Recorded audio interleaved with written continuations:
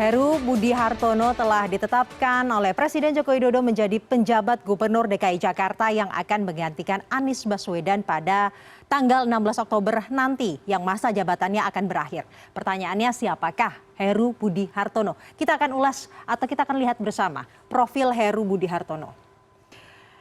Lahir 56 tahun yang lalu di Medan, Sumatera Utara pada 13 Desember. Pendidikannya dari dasar hingga universitas ini di Jakarta, namun sempat beberapa tahun mengenyam pendidikan di luar negeri. Di pendidikan dasar sempat dikenyam di Pakistan selama 3 tahun, kemudian sekolah menengah atas juga sempat didapatkan di Den Haag, Belanda. Kemudian bagaimana dengan karir birokrasinya yang dimulai sejak tahun 1993. Heru Budi Hartono ini bukan orang baru dalam birokrasi di lingkungan pemerintah Provinsi DKI Jakarta. Kita lihat staf khusus Wali Kota Jakarta Utara 1993 ini adalah mulainya karir Heru Budi Hartono. Karirnya bisa terbilang moncer di Jakarta Utara. Selama berada di Jakarta Utara, Heru sempat mengemban beberapa jabatan, diantaranya Kepala Bagian Prasarana dan juga Sarana Perkotaan pada tahun 2008 hingga 2012. Dan 2012 ini saat Jokowi dan Ahok terpilih menjadi gubernur dan juga wakil gubernur DKI Jakarta. Kemudian, 1 tahun kemudian pada tahun 2013, Heru dipromosikan ke Pemprov DKI Jakarta dari Jakarta Utara, yaitu menjadi Kabiro Kepala Daerah dan juga Kerjasama Luar Negeri DKI Jakarta. Tidak sampai setahun karirnya di posisi itu, Heru kemudian diangkat dan dilantik menjadi Wali Kota Jakarta Utara oleh Presiden yang saat ini Presiden, pada saat itu adalah Gubernur DKI Jakarta Joko Widodo. Namun jabatannya sebagai Wali Kota Jakarta Utara ini tidak berlangsung lama karena pada 2014 Jokowi pindah dari kantor di Jalan Merdeka Selatan ke Merdeka Utara untuk menjadi presiden. Kemudian pada 2015 ini adalah kepemimpinannya Basuki Cahayapurnama, Heru kembali ke Pemprov DKI Jakarta menjadi Kepala Badan Pengelola Keuangan Aset Daerah DKI Jakarta. Jabatan ini dapat dibilang strategis dan saat menjabat ini Heru dipercaya untuk menangani salah satu polemik yang terjadi pada saat itu adalah polemik Waduk Pluit, dan ternyata keberhasilannya dan juga kepuasan atas kinerja Heru Budi Hartono membuat kedekatan Heru tidak hanya dengan Basuki Cahayapurnama saja ternyata, namun dengan Jokowi ini semakin erat karena terlihat nama Heru yang mencuat untuk digandeng Basuki Cahayapurnama menjadi wakilnya pada saat akan mencalonkan diri sebagai Gubernur DKI Jakarta pada 2017. Namun gagal hal tersebut karena tadinya Basuki Cahayapurnama akan melalui jalur independen, namun akhirnya melalui PDIP sehingga bersama dengan Jarot. Gagal menjadi Cawagup DKI Jakarta ternyata tidak memandekan karir birokrasi Heru Budi Hartono. Pada 2017, Heru Budi Hartono kembali didapuk oleh Presiden Joko Widodo untuk ikut ke kantor di Jalan Merdeka Utara menjadi Kepala Sekretariat Presiden Republik Indonesia hingga saat ini. Dan akhirnya baru kemarin ditunjuk menjadi penjabat Gubernur DKI Jakarta untuk menggantikan Anies Baswedan, dan jabatannya ini akan berakhir hingga akhir 2024 mendatang. Kemudian pertanyaannya, Heru Budi Hartono selama menjabat tentunya sebagai pejabat publik harus melaporkan harta kekayaannya. Dari laman lhkpn.kpk.go.id tercatat Heru cukup patuh dalam melaporkan harta kekayaannya sejak tahun 2013. Menurut LHKPN terakhir pada 31 Desember 2021, Heru memiliki 12 bidang tanah dan bangunan di sejumlah daerah dengan total nilai sebesar 23,45 miliar rupiah. Kemudian ada beberapa harta bergerak seperti ada sepeda mewah Brompton, ada mobil Jimny dan lainnya. Kemudian kita akan lihat lagi total harta kekayaan yang dimiliki oleh Heru Budi Hartono dengan harta-harta lainnya, surat berharga, kas dan setara kas juga hutang yang tercatat dalam LKHPN adalah senilai 31 miliar rupiah. Sidang tim penilai akhir yang dipimpin Presiden Joko Widodo telah memutuskan Heru Budi Hartono menjadi penjabat Gubernur DKI Jakarta menggantikan Anies Baswedan yang akan selesai nanti pada tanggal 16 Oktober masa jabatannya atau 1 pekan lagi. Melihat rekam jejaknya, pertanyaan pun muncul, apakah Heru Budi Hartono ini benar-benar dipilih karena kapabilitasnya sebagai birokrat ataupun faktor kedekatannya dengan Joko Widodo yang menjadi variabel dominan penunjukan Heru Budi Hartono. Apakah ini sosok yang paling tepat untuk memimpin DKI Jakarta hingga 2 tahun ke depan? Kita akan bahas dengan topik Heru Budi Hartono kembali ke ibu kota.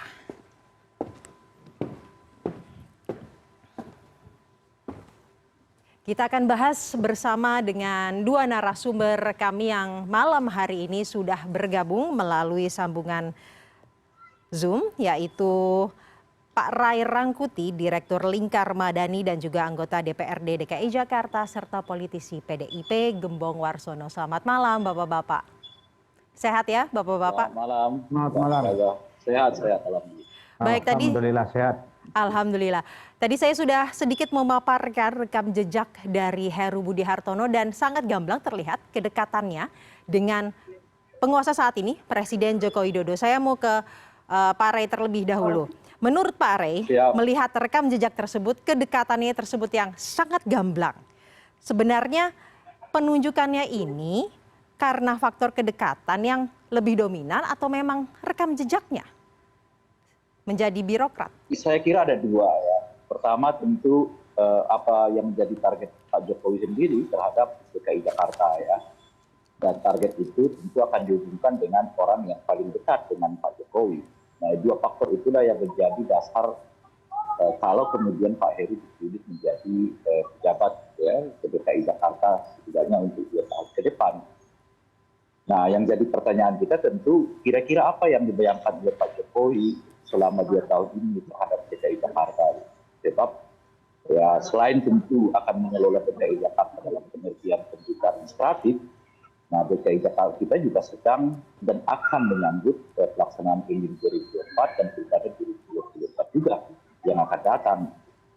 Nah dengan begitu kalau misalnya ditanyakan seperti tadi, ya, itu menurut saya soal target itulah yang menjadi acuan Pak Jokowi secara sepihak dan tentu ditambah dengan perkembangan Pak Jokowi bahwa orang yang paling mungkin melaksanakan target-target yang dia bayangkan itu adalah Pak Heru.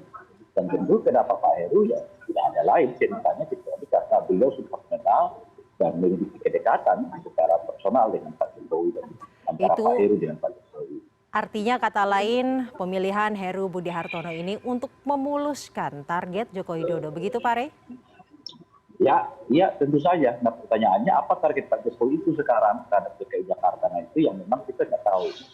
Baik, saya mau ke Pak Gembong. Pak Gembong, bagaimana nih tanggapannya? Ini adalah sebagai upaya untuk memuluskan target Joko Widodo di DKI Jakarta.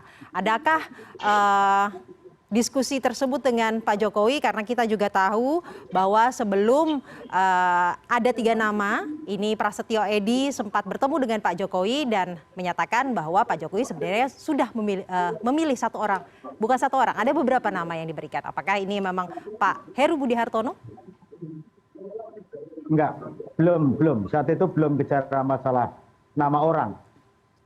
Dan kebetulan itu yang melakukan komunikasi dan koordinasi dengan Pak Presiden adalah Ketua DPRD DKI Jakarta, maka kami tidak tahu persis apa saja yang dibahas dalam pertemuan itu. Tetapi kalau kita menyimak apa yang sudah menjadi keputusan Presiden, Pak Jokowi kaitan dan nama Heru Budi Hartono sebagai PJ Gubernur DKI Jakarta, saya kira langkah positif yang bisa melakukan percepatan terhadap program-program yang kemarin belum sempat tereksekusi selama Pak Anies menjabat sebagai gubernur. Saya kira dengan pengalaman Pak Heru sebagai wali kota, sebagai pamongnya Jakarta Utara, kemudian terakhir sebagai kepala BPKAD Provinsi DKI Jakarta, dan terakhir sebagai kepala sekretariat Presiden, saya kira ini modal dasar yang dimiliki oleh Pak Heru dalam rangka mengemban tugas pokok sebagai PJ Gubernur ke depan. Saya kira modal utama yang dimiliki oleh Pak Heru bukan hanya sekedar soal kedekatan, tetapi profesionalitas beliau dalam mengemban tugas pokok dan fungsi Pak Heru sebagai pejabat DKI Jakarta saat itu diberikan beberapa posisi. Kemudian saat ini kebetulan Pak Heru itu mendapatkan dukungannya sangat besar dari fraksi-fraksi di DPRD DKI Jakarta. Ini modal dasar yang sangat kuat, fondasi yang sangat kuat dalam rangka memperlancar proses eksekusi terhadap program yang nanti akan dicanangkan oleh Pak Heru. Seperti itu Mbak Sasa. Nah tadi Bapak sempat menyatakan bahwa ini diharapkan bisa menjadi langkah percepatan program-program yang belum selesai dieksekusi oleh Pak Anies.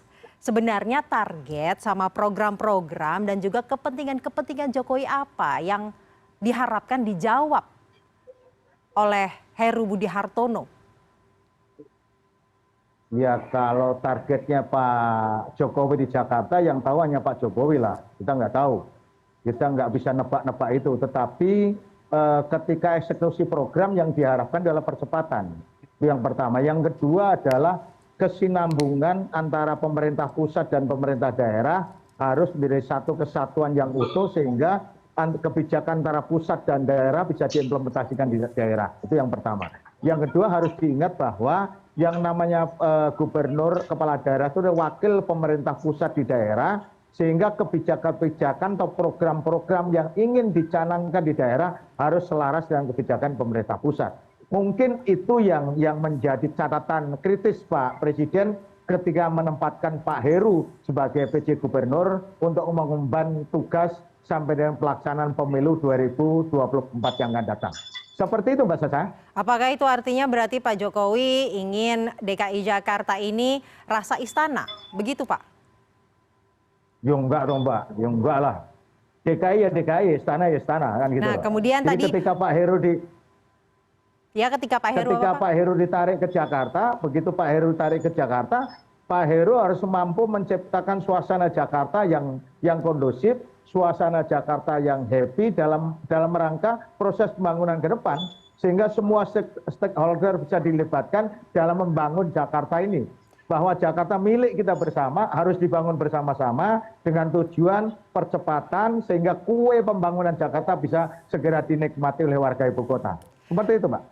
Apakah sejauh ini tidak kondusif Pak? Dan tadi Pak Gembong juga menyatakan bahwa keselarasan ini menjadi isu kritikal yang juga menjadi pertimbangan Pak Jokowi. Apakah juga selama ini kurang selaras seperti itu? Ya kalau saya katakan kurang selaras bisa iya bisa tidak. Contohnya saja misalkan kebijakan pusat membuat program yang menormalisasi sungai dalam mengatasi persoalan banjir. Tapi pemerintah daerah membuat kebijakan lain yang namanya naturalisasi sungai. Alhasil dua program itu sampai dengan 5 tahun masa jabatan tidak dieksekusi. Ini yang saya katakan tidak selaras antara kebijakan pusat dan daerah. Seperti itu Mbak. Baik Pak Rey, tanggapannya Pak Rey, keselarasan dan juga kondusivitas menjadi alasan utama. Tanggapannya Pak Rey? Iya, justru karena itulah saya tidak terlalu yakin penunjukan Pak Heru itu dalam rangka melanjutkan program-program yang belum selesai dilaksanakan oleh Pak Anies. Karena satu segi itu kan bukan beban yang harus dilaksanakan oleh pejabat gubernur. Pejabat gubernur itu hanya melaksanakan tugas administrasi pemerintahan saja, sebagaimana umumnya. Ada mewujudkan seluruh program-program yang dijanjikan oleh Pak Anies, ya bukan tanggung jawab sang gubernur gitu. Kecuali tentu program yang telah berjalan dan itu harus dilaksanakan. Misalnya katakanlah misalnya soal perbaikan trotoar misalnya begitu ya. Nah, itu sudah berjalan di tengah jalan ya, itu harus dilanjutkan oleh PJ. Tapi mewujudkan janji rumah DP 0% ya itu bukan tugasnya sang pejabat ini gitu. Bahkan dengan penunjukan Pak Heru ini saya menduga jangan-jangan justru beberapa program yang dicanangkan oleh Pak Anies yang tadi disebutkan oleh Pak Gembong tidak bersamaan dengan keinginan pemerintah pusat itu akan ditunda bahkan dijanggalkan. Misalnya tadi soal normalisasi atau soal jangan-jangan program yang normalisasi yang dilakukan oleh Pak Anies ini akan dikoreksi oleh Pak PJ yang sekarang. Artinya apa gitu? Artinya sekarang ini dugaan saya dengan pendidikannya Pak Heru itu, karena mungkin banyak program-program yang selama ini dilaksanakan oleh Pak Anies akan dikoreksi oleh PJ ini yang disesuaikan dengan irama yang diinginkan oleh pemerintah pusat. Jadi Baik. bukan mewujudkan apa yang dibayangkan yang dijanjikan oleh Pak Anies, yang ada justru mungkin mengkoreksi berbagai langkah-langkah yang selama ini mungkin tidak populer di mata pemerintah pusat terkait dengan pengelolaan Jakarta. Baik, kita ke Pak Gembong. Tanggapannya Pak Gembong, ada kekhawatiran bahwa justru kebijakan-kebijakan yang saat ini sedang berlangsung di bawah jabatannya Gubernur Anies Baswedan tidak berjalan lagi ataupun dikoreksi. Bagaimana Pak Gembong? Ya mungkin saja, tetapi saya punya keyakinan bahwa sistem pemerintahan kita kan berkelanjutan. Jadi Pak Heru itu nanti dalam menjalankan tugas pokok dan fungsinya akan dipandu dengan RPD, Rencana Pembangunan Daerah, dipandu dengan RPJMD. Ini yang akan memandu Pak Heru untuk melaksanakan eksekusi dari program-program yang sudah tertera. Maka tadi kalau Bang Ray mengatakan bahwa gubernur sebagai arbitrator, ya karena memang programnya sudah diciptakan. Tinggal bagaimana sekarang melakukan eksekusi terhadap program. Nah, apakah ada program ke depan yang akan dilakukan pengkoreksian yang dilakukan oleh Pak Heru? Mungkin saja. Sepanjang itu efektif untuk kepentingan masyarakat banyak, saya kira perlu dilanjutkan. Tetapi kalau program itu tidak menguntungkan atau tidak memberikan kontribusi yang besar kepada kepentingan rakyat Jakarta, kenapa tidak harus kita koreksi? Nah, Karena contohnya apa tuh Pak? Program, Pak Gembong, program yang tidak menguntungkan rakyat yang akan dikoreksi, contohnya apa Pak? Tentunya DPRD memiliki catatannya dong Pak. Ya misalkan tadi sudah disebutkan oleh Bang Ray, misalkan soal DP 0 rupiah. Sisi peruntukannya kan tidak menguntungkan bagi rakyat berpenghasilan rendah. Padahal DP 0 itu ditujukan untuk rakyat miskin kan. Tetapi rakyat miskin mana yang berpenghasilan 14 juta ke atas kan gitu. Ini menjadi artinya sasarannya menjadi berubah kan. Yang tujuan awalnya untuk rakyat miskin tetapi begitu terlaksana itu justru bukan untuk rakyat miskin. Yang seperti ini kan mungkin bisa saja oleh Pak Heru ke depan akan dikoreksi. Kan gitu loh Mbak. Jadi sekali lagi sepanjang ini untuk kepentingan rakyat banyak warga ibu kota, saya kira koreksi itu sah-sah saja gitu loh. Gitu Mbak. Pak Ray, tanggapannya apakah artinya dengan penunjukan Heru Budi Hartono ini membawa angin segar untuk DKI Jakarta? Ya, kita tidak tahu. Tapi kalau misalnya akan membawa angin segar kepada pemerintah pusat, ya bisa kita katakan ya positif ke pemerintah pusat. Tapi apakah itu akan membawa angin segar bagi DKI Jakarta ya kita tidak tahu. Tapi yang bagaimanapun ya PJ ini kan sudah dibuat rambut-rambutnya. Ya, PJ itu tidak boleh membuat program baru di luar program yang sudah ditetapkan oleh pemerintah sebelumnya. Ya. Karena setiap pengeluaran APBD itu tidak bisa diputuskan oleh PJ ini di luar ketentuan yang sudah berlaku sebelumnya. Nah, itu pertama. Tapi yang bersangkutan punya kewenangan untuk katakan mengkoreksi itu tadi program-program yang dianggap berlebihan, apalagi pada tataran teknis ya. Jadi bukan tataran kebijakan, tataran teknis itu tadi misalnya, apakah kita akan melakukan normalisasi atau tidak? Itu kan teknis, itu soal cara saja. Tapi di RPJMD-nya atau di program jangka daerahnya itu, yang ditulis itu kan harus ada perbaikan penanggulangan banjir. Cara nanggulangi banjirnya, apakah itu misalnya dengan normalisasi atau misalnya dengan apa gitu, itu cara, itu bisa dikoreksi oleh Pak Heru. Gitu. Nah makanya kalau misalnya sebenarnya kewenangan Pak Ray, sebenarnya kewenangan penjabat pengganti ini sejauh apa Pak? Apakah semua yang tadi dikatakan oleh Pak Gembong ini bisa dilakukan oleh Pak Heru sebagai nanti penjabat untuk mengkoreksi banyak kebijakan? Selama itu hanya berhubungan dengan elemen teknis bisa dilakukan oleh Pak Heru. Tapi untuk membuat keputusan baru yang berhubungan dengan hajat publik tidak bisa karena harus tetap melalui DPRD. Harus ada ketentuannya itu. Kalau nggak perda, ya ketentuan dari kepala daerah definitif. Sementara PJ nggak boleh membuat peraturan daerah kecuali yang mengikat institusinya sendiri. Misalnya mengubah jadwal hadir aparat PNS-nya dari jam 7 menjadi jam 6 misalnya gitu loh. Itu bisa gitu. Nah, oleh karena itu terbatas, tapi sangat memungkinkan kepala daerah ini ya mengubah polanya, ya itu karena itu elemen teknis yang diatur sendiri oleh pemerintah daerahnya.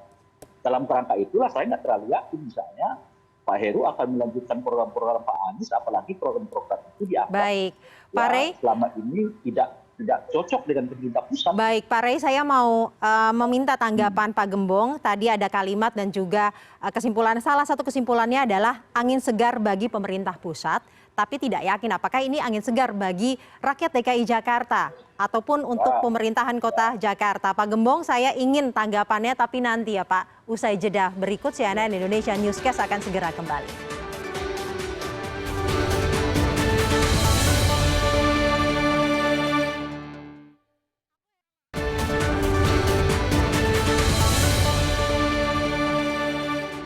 Anda masih menyaksikan CNN Indonesia Newscast, dan tadi sebelum jeda kami berbincang mengenai penjabat Gubernur DKI Jakarta Heru Budi Hartono bersama dengan Direktur Lingkar Madani Indonesia Ray Rangkuti dan juga anggota DPRD DKI Jakarta serta politisi PDIP Gembong Warsono. Tadi sebelum jeda terakhir adalah tanggapan dari Pak Rey, dan ada kalimat dikhawatirkan bahwa hadirnya Heru Budi Hartono sebagai penjabat Gubernur DKI Jakarta ini justru membawa angin segar bagi pemerintah pusat, bukan bagi DKI Jakarta. Bagaimana tanggapannya Pak Gembong?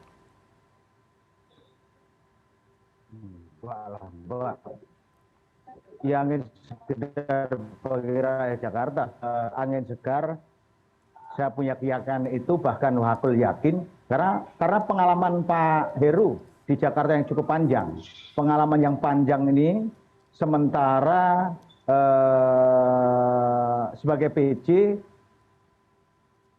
saya yakin lakukan eksekusi terhadap program-program yang sudah tertuang dalam RPD, itu yang pertama. Yang kedua, PJ itu kan diberikan kewenangan yang sama dengan gubernur definitif. Karena kewenangan sama dengan gubernur definitif, maka saya punya keyakinan bahwa Pak Heru mampu membuat skala prioritas mana yang harus dikerjakan dalam rangka percepatan.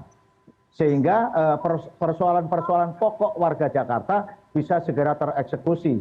Misalkan contoh, bagaimana memperluas jaringan air bersih di warga Jakarta.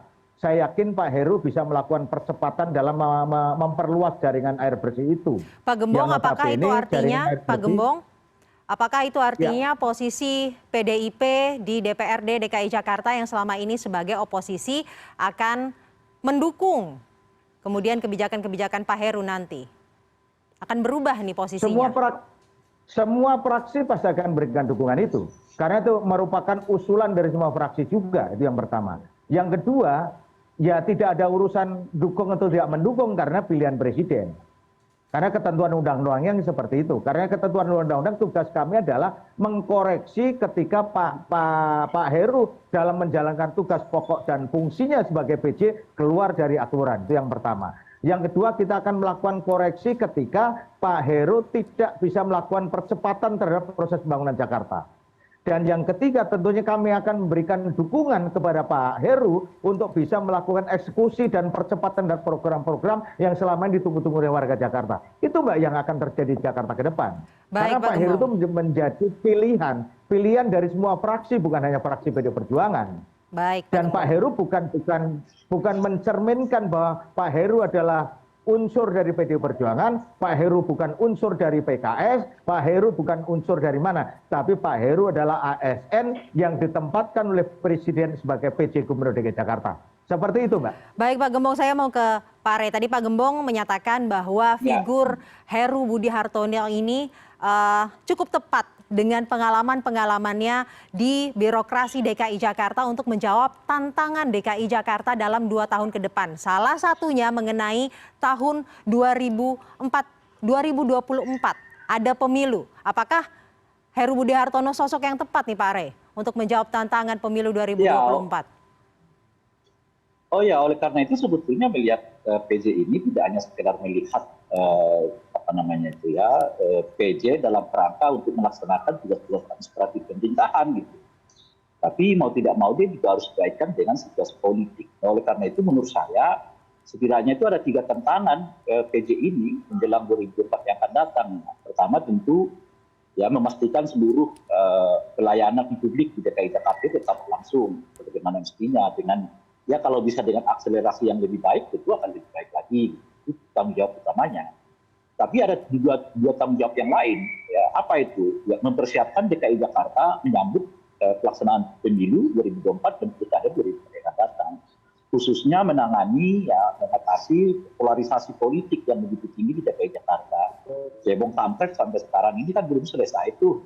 Jadi dibutuhkan satu figur yang dapat menjembatani dua komunitas ini sehingga menjelang pemilu 2024 dan pilkada 2024 yang akan datang itu, ya masalah cebong kampret ini selesai, kita kembali ke keceriaan, ya, kegembiraan yang pelaksanaan pemilu. Itu salah satu tugasnya. Tapi tugas yang lain yang tidak kalah pentingnya menurut saya, yang boleh jadi juga Pak Gembong juga belum menyadarinya, adalah menyiapkan DKI Jakarta menjadi daerah provinsi dengan status provinsi biasa gitu. Karena pasca 2024 seperti kita ketahui akan ada pemotongan pita penanda ibu kota negara akan pindah ke Kalimantan. Sejak itu status DKI Jakarta sudah menjadi provinsi sebagaimana provinsi umumnya, bukan lagi daerah istimewa khusus atau bukan lagi daerah khusus, ya, DKI Jakarta gitu. Dia sudah daerah biasa gitu. Menurut saya amat sangat penting disiapkan suprapolitiknya, ya, kesiapan mentalitinya, birokrasinya, desain sistem ketatanegaraaannya dan seterusnya untuk menyambut, ya, DKI Jakarta sebagai daerah provinsi biasa gitu. Pak Rey? Atau sebaliknya tetap ingin mempertahankan, ya. Apakah kemudian sosok atau figur Heru Budi Hartoni ini tepat untuk menjawab tantangan-tantangan yang cukup berat, polarisasi politik salah satunya? Kalau kedua hal itu saya nggak terlalu yakin dengan pengalaman Pak Budi. Sebab Pak Budi ini kan birokrasi tulen, ya, beliau agak jarang bersentuhan dengan politik. Apalagi Pak Budi ini terkesan merupakan benar-benar perpanjangan tangan pusat. Gitu. Jadi istilah saya itu kalau Pak Budi perpanjangan tangan pusat, nah Pak Mahali itu seperti perpanjangan pemerintah DKI Jakarta gitu. Itu jangan saya saat itu. Jadi agak sulit, meskipun tentu kita nggak tahu apakah akan dapat dilakukan. Cuman kalau kita ditanya sekarang, saya nggak terlalu yakin Pak Heru dapat mempersatukan komunitas-komunitas orang-orang di DKI Jakarta. Gitu.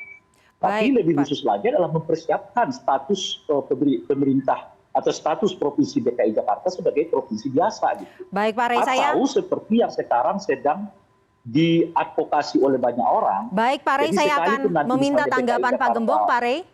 Mohon maaf saya potong karena saya harus meminta tanggapan Pak Gembong mengenai tidak terlalu yakinnya atas Heru Budi Hartono menjawab tantangan polarisasi politik dan terkesan perpanjangan tangan pemerintah pusat. Bagaimana tuh Pak Gembong? Ya, pendapat Bang Ray ya kita hormatilah. Tetapi saya punya keyakinan berbeda. Kenapa punya keyakinannya berbeda? Untuk menghadang polarisasi saya yakin dan percaya Pak Heru mampu. Kenapa mampu? Pengalaman beliau di Kasat Pres saya kira modal utama, modal yang kuat untuk membangun jaringan di sektor samping. Misalnya bagaimana membangun harmonisasi dengan Forkompinda, dengan instansi vertikal. Saya kira pengalaman beliau di Kasat Pres saya kira sebagai modal kuat untuk bisa menjalankan tugas pokok dan fungsi Pak Heru sebagai PJ Gubernur ke depan. Maka saya punya keyakinan kuat bahwa Pak Heru bisa menjalankan tugas dengan baik. Seperti itu. Kemudian saya sangat sepakat apa yang disampaikan oleh Bang Ray tadi kaitan dengan Jakarta pasca IKN. Saya kira ini PR yang berat juga bagi Pak Heru untuk bisa membangun masukan dari semua elemen warga Jakarta. Jakarta setelah tidak sebagai ibu kota mau jadi apa dan lain sebagainya. Saya kira perlu dikomunikasikan dengan baik sehingga Pak Heru sebagai panglima membawa Jakarta ke depan pasca IKN menjadi Jakarta yang lebih baik. Seperti itu, Mbak. Pak Rey, tanggapannya apakah sebenarnya pengalaman Kasat Pres ini cukup? Dan pertanyaan lanjutannya adalah sebenarnya partai-partai koalisi yang ada ini bisa diuntungkan nggak sih dengan pemilihan Heru Budi Hartono sebagai penjabat Gubernur DKI Jakarta, Pak Rey? Ya kalau secara teoritik sih tidak, karena pilihan seingat saya pilihan DPRD itu kan bukan Pak Heru ya, seingat saya pilihan DPRD itu adalah Pak Mahali ya, seingat saya mungkin bisa digerak oleh Pak Denbom seingat saya. Nah jadi kalau yang datang ini kemudian adalah Pak Heru yang ditetapkan, itu artinya memang benar pilihannya Pak Jokowi itu, bukannya pilihan bukan pilihan publik atau bukannya pilihan DPRD, ini semata-mata pilihan Pak Jokowi. Karena ya yang mengusulkan Pak Heru itu juga sebagai PJ, sehingga saya dan setahu saya adalah orang-orang dari kalangan istana, gitu. Bukan dari siapa-siapa gitu ya. Meskipun ada 3 nama atau berapa nama yang diusulkan oleh DPRD itu saya nggak lupa. Itu pertama. Nah yang kedua, lagi-lagi soal kedekatan, ya kan kalau Pak Heru ini, ya kedekatannya dengan Pak Jokowi, lihat aja karirnya itu semua tumbuh berkembang di zamannya, di eranya Pak Jokowi. Tapi bukan karena karena ada something di luar soal kapasitas, ya. Bahwa kapasitasnya Pak Heru bagus, ya. Tapi itu kan salah satu faktor yang lain itu adalah soal kepercayaan. Nah, Pak Jokowi sudah membangun kepercayaan dengan Heru sedemikian lama gitu. Nah, oleh karena itu pesan pentingnya dari pemilihan Pak Heru ini adalah ya Pak Jokowi menginginkan Jakarta itu benar-benar dibawa kendali pemerintah pusat gitu. Itu pesannya menurut saya. Oleh karena itu, apakah akan menentukan DPRD atau tidak? Ya sangat tergantung apakah kemudian kehendak pusat itu menguntungkan partai-partai politik di DKI Jakarta atau tidak. Tapi saat yang bersamaan tentu ya, kalau Pak Rey, tapi tadi disebutkan oleh Pak Gembong seluruh fraksi di DPRD DKI Jakarta ini mendukung Pak Heru Budi Hartono. Ya karena ada pilihan. Karena kan DPRD itu nggak punya hak sama sekali menolak. Bahwa DPRD sekarang mengusulkan nama itu juga baru sekarang ini terjadi di era sekarang ini. Ya. Dari dahulu ya semata-mata penunjukan pemerintah pusat. Jadi DPRD itu ya terima saja, nggak bisa tidak. Ya. Benar demikian Pak Gembong? Baik, benar demikian Pak Gembong? Ya, kan diminta oleh Kemendagri bahwa DPRD mengusulkan 3 nama. Dan usulan 3 nama itu ya yang pertama adalah Pak Heru, yang kedua Pak Marullah Matali sebagai Sekda DKI Jakarta. Yang ketiga adalah Pak Bahtiar sebagai Dirjen Pulpom Kemendagri.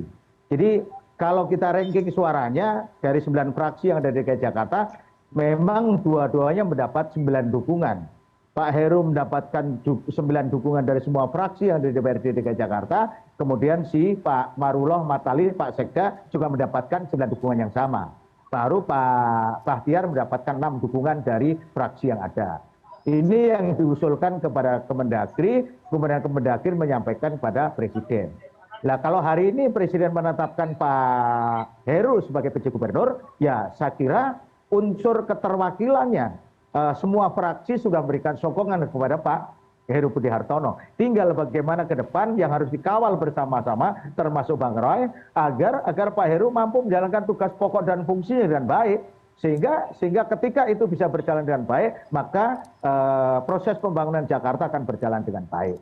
Seperti itu, Mbak. Terkait persiapan ibu kota DKI Jakarta tidak menjadi ibu kota kembali karena harus pindah ke IKN, bagaimana nih Pak Gembong? Apakah kapasitas Pak Heru, figur Pak Heru ini bisa menjawab tantangan tersebut? Karena tadi diragukan sebenarnya. Ya ketika bicara IKN itu kan domainnya DPR RI, domain DPR RI. Tapi persoalan kan persoalan dari Jakarta. Maka Jakarta harus mampu memberikan masukan yang komprehensif kepada DPR RI agar undang-undang yang nanti akan ditetapkan oleh DPR RI tadi mencerminkan kehendak Jakarta. Kan itu. Maka siapa yang bisa ngomendani ini? Ya gubernur, kan gitu loh. Gubernur sebagai eksekutif harus bisa merangkul semua pemangku kepentingan agar Jakarta ke depan pasca ibu kota pindah ke Kalimantan, Jakarta menjadi katakanlah daerah khusus bidang apa misalkan dan lain sebagainya. Tentunya kan perlu pemikiran semua pemangku kepentingan Jakarta, termasuk Bang Roy agar bisa memberikan masukan yang komprehensif terhadap persoalan Jakarta ke depan gitu Pak. Gitu. Baik, kemudian menjawab polarisasi dan baik Pak Rai, silahkan tanggapannya. Itu yang saya sebut itu tadi, apakah Pak Heru memiliki semacam pengalaman untuk mengakomodir, berdialog, meminta pendapat, macam-macam itu dari publik. Gitu. Soal itu bukan soal status, itu soal keahlian kadang-kadang. Gitu. Apakah menurut Pak Rai, Pak Heru memiliki, Pak Rai apakah menurut Pak Rai? Tunggu dulu Mbak Zaza. Kalau soal bisa atau tidak ya kita lihat nanti. Tapi yang saya mau katakan itu begini. DKI Jakarta itu ditantang pada dua hal. Apakah akan menjadi wilayah administrasi pemerintahan biasa, itu artinya kita mengubah strukturnya. Jadi akan ada wali kota yang dipilih secara langsung, akan ada DPRD di tingkat kabupaten kota, macam-macam dan seterusnya itu di lingkungan DKI Jakarta. Atau dia dibuat tetap khusus. Nah khususnya di bidang apa? Nah, kalau saya baca berbagai pernyataan, sekalipun nanti DKI Jakarta misalnya bukan lagi sebagai ibu kota negara, tetapi tetap diminta ia menjadi daerah khusus, yang bukan kekhususannya itu bukan karena ibu kota negara, tapi karena misalnya pusat pertumbuhan ekonomi nasional. Nah, dalam konteks itulah, bisa nggak Pak Heru misalnya mendorong publik, mengajak stakeholder ya, warga DKI Jakarta atau secara umumnya untuk mendorong isu ini agar DKI Jakarta tetap diberi status khusus, sekalipun bukan status khusus dalam pengertian ibu kota negara, tapi status khusus karena kekhususannya di bidang pertumbuhan ekonomi negara yang memberikan begitu besar pertumbuhan ekonomi ke ekonomi nasional. Nah soal ini saya nggak terlalu yakin karena saya sebutkan tadi itu. Pak Heri itu kalau dari background-nya, beliau ini birokrasi banget gitu loh. Jadi ya berdialog seperti apa, berbicara seperti apa, ya mengumpulkan orang seperti apa, macam-macam. Tapi ini tentu saja pengamatan sekilas, tapi apakah nanti Pak Heru akan melakukannya dan ternyata bisa, ya alhamdulillah. Baik, Pak Gembong, tanggapannya terakhir mengenai polarisasi, tantangan polarisasi yang tidak terlalu yakin tantangan IKN ini juga tidak terlalu yakin, tanggapannya Pak Gembong? Ya pondasi langkah awal harus yakin dulu. Ketika mengawali dengan keyakinan maka kita punya kekuatan untuk bisa memberikan kepercayaan kepada orang menjalankan tugas pokok dan fungsinya dengan baik.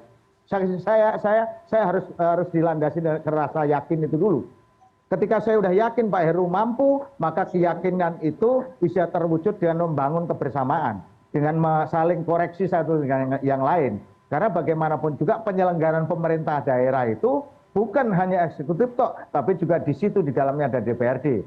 Maka konfigurasi ini harus terbangun dengan baik sehingga pengelolaan penyelenggaraan pemerintah DKI Jakarta bisa berjalan dengan optimal dalam melakukan percepatan sebagaimana disampaikan Bang Rai tadi. Tapi saya punya keyakinan Bang Rai, saya yakin bahwa Pak Heru mampu membangun kebersamaan itu dan bisa mengajak kita semua untuk bisa melihat Jakarta masa depan kayak apa pasca IKN itu. Dan ini menjadi tanggung jawab kita bersama untuk kita selalu mengingatkan kepada Pak Heru, ayo kita diskusikan, ayo kita pikirkan bersama Jakarta pasca IKN mau bagaimana. Seperti itu Mbak. Apapun keyakinannya, Heru Budi Hartono telah didapuk menjadi penjabat gubernur DKI Jakarta. Begitu ya Bapak-Bapak, sehingga mau tidak mau itu adalah tanggung jawab kita bersama untuk mendukung bagaimana jalannya pemerintahan DKI Jakarta hingga 2 tahun ke depan di bawah Heru Budi Hartono. Terima kasih atas diskusinya pada malam hari ini, Bapak Rai Rangkuti, Direktur Lingkar Madani Indonesia dan juga anggota DPRD DKI Jakarta, politisi PDIP, Gembong Warsono. Terima kasih.